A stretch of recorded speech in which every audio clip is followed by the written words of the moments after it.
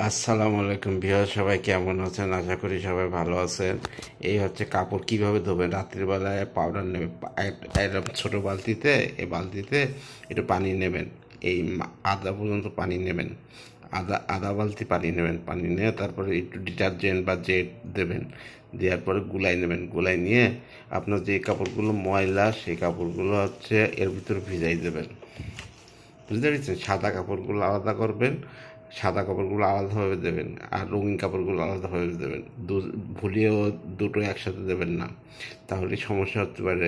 রঙিন কাপড়ের রং যদি ওঠে, তাহলে হচ্ছে সাদা কাপড়গুলো নষ্ট হয়ে যেতে পারে। এবার সাদা কাপড়গুলো কী করবেন, সকালে উঠে আপনি সকালে ভিজে দিলেন, রাত্রিবেলায় ভিজে দেওয়ার পরে সকালে উঠে ধুই দিলেন।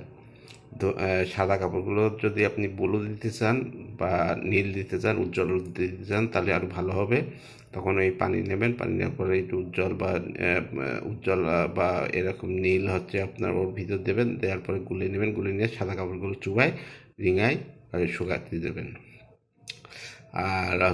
আর রঙিন কাপড়গুলো ওইভাবে রঙিন ধোবেন।